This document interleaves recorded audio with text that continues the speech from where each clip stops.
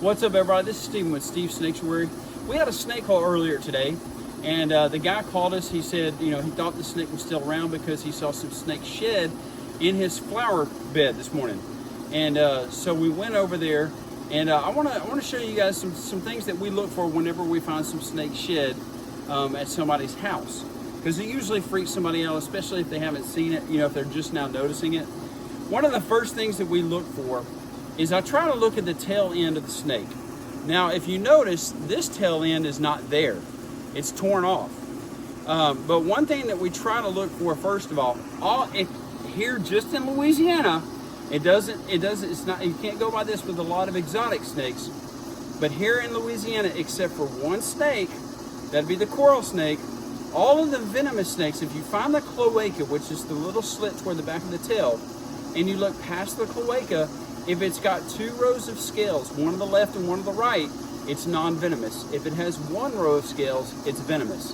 And then that works for everything in Louisiana and surrounding areas, Texas, Arkansas, and all that stuff, except for the coral snake. The coral snake's the only thing that's different.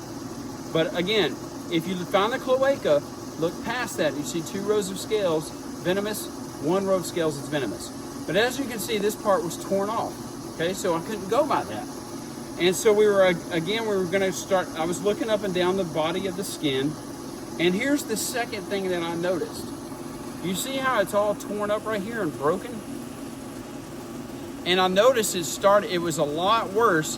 When I first picked it up, the skin, it was real, not wet, but it felt almost wet. So I thought it was, and the guy had said he didn't notice it before. So it felt kind of wet, and I hate to use that term because they're not really wet when they're freshly shed skin, but it feels kind of wet when it's freshly shed. And it started to feel kind of wet until I got to this part right here. And you notice, like I said, it's real torn up and broken and messed up. That right there tells me that this skin had been there for a very long time. It had already dried out and started cracking. Once the snake skin starts to dry out, it kind of cracks, starts to break up a lot. A freshly shed skin is not going to look like this right here. If you notice how it's all broken right here on the stomach, on the belly scales, it's all messed up and broken. That tells me it's a very old skin, and it's been there for a very, very long time. The other thing that I want to, and so I told them that. The other thing, so I started trying to identify the snake.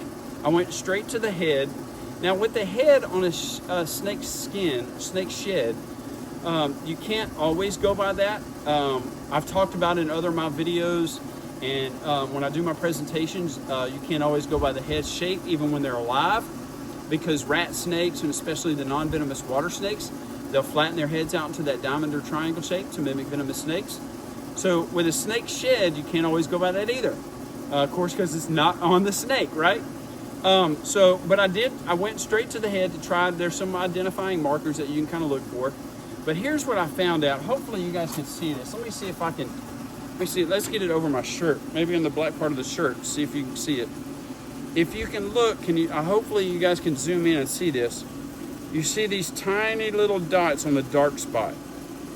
On the dark scales, you see these tiny little spots that don't have any shading or any color. They're not dark.